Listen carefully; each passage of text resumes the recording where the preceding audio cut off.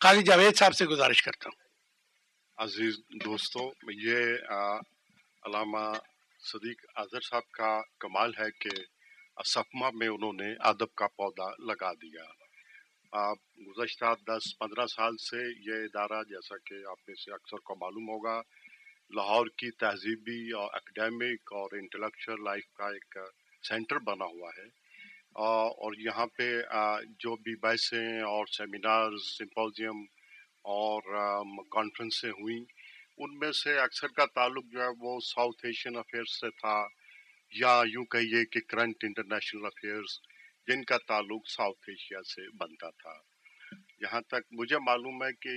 یہ پہلی کتاب ہے، شاعری کی پہلی کتاب ہے پوئٹری کی،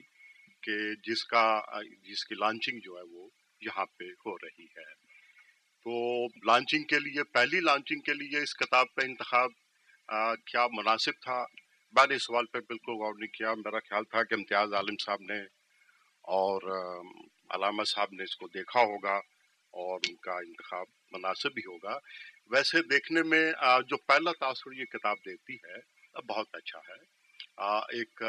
فائن آرٹ پیپر پہ سلیقے سے شائع ہوئی کتاب، اور جس کا جو ٹائٹل ہے وہ توجہ کو کھینچتا ہے، اچھا لگتا ہے، اور اس پہ ماہرین کی جو اوپینین ہے وہ بھی ہے۔ ظفر اقبال صاحب ہیں، عباس تابش صاحب ہیں، اور خواجہ زکریا صاحب، اور بیک ٹائٹل پہ خواجہ زکریا صاحب۔ اور اس کتاب کا مطالعہ میں نے یہ اعتراف کرنا چاہیے کہ خواجہ زکریا صاحب کا جو فریم آف ریفرنس تھا اس میں کیا، اور مایوسی نہیں ہوئی۔ بلا شبہ جو انہوں نے باتیں کہیں، استاد ہیں وہ، عالم ہیں، انہوں نے جو تجزیہ کیا عابد صاحب کی کتاب کا، وہی احساسات تھے جو مجھے بھی محسوس ہوئے۔ مثلا انہوں نے کہا کہ یہ چونکا دینے والی شاعری ہے، انہوں نے کہا کہ یہ سلیقے سے لکھی ہوئی شاعری ہے، انہوں نے کہا کہ اس کا جو تھاٹ کانٹینٹ ہے پوئٹری کا وہ بہت مضبوط ہے۔ تو یہ سبھی باتیں ہیں کہ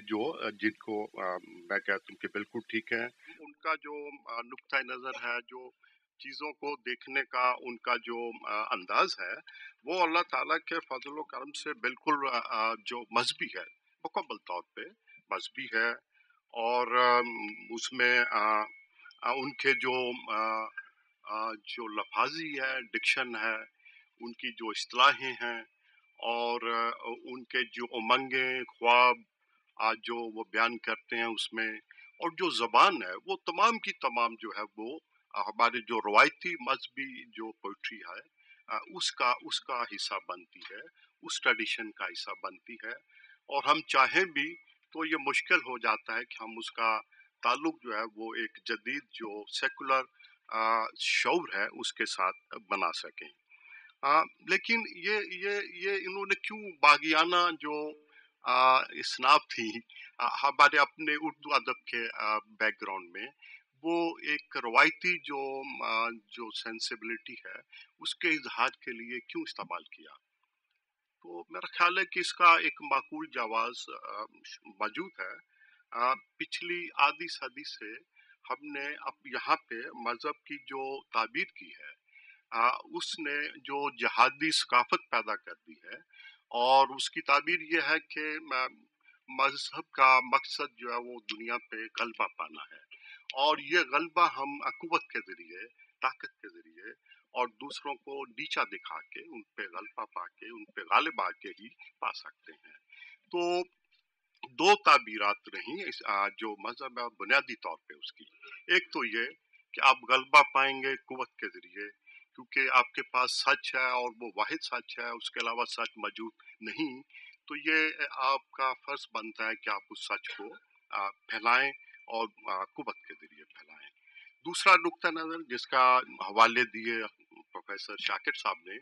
وہ یہ کہتا ہے کہ ٹھیک ہے، غالب آنا چاہیے، بالادستی حاصل کرنی چاہیے، اور ہمیں دوسروں کو نیچا دکھانا چاہیے، لیکن وہ قوت کے ذریعے نہیں ہوگا، وہ دلوں کو فتح کرنا ہوگا۔ اس کے لیے محبت، اس کے لیے انسانیت، اخلاقی اصول، اخلاقی ضابطے، اور اس کے لیے جس کو صوفیانہ زبان میں عالمگیر محبت یا صلح کل کی नाम दिया जाता है, इस्तिलाह इस्तेमाल होती है,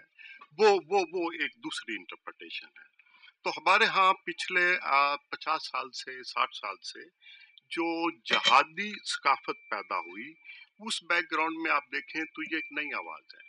एक नई आवाज़ है, अगरचे उसका ताल्लुक जो है वो हमारी अपनी ट्रेडिशन से है, पिछली 1000 साल की, और ख़ास तौर पे दुनिया के इस हिस्से में, जनूबी एशिया के इस हिस्से में जहाँ हम रहते हैं, वो हमेशा से जो उसकी सूफियाना ताबीर थी, जो मोहब्बत की और इंसान दोस्ती की ताबीर थी, वो यहाँ पे हमेशा से मकबूल रही। अब चूंकि नया ज़माना है और उसमें नई आवाज़ें हैं, तो उसमें इनकी आवाज़, अब्दुर्रहमान आबिद साहब की आवाज़ एक नई आवाज़ है, ऐसी आवाज़ जो जहादी माहौल में और जहादी सकाफत में इंसानियत का, दूसरों के लिए एहतराम का और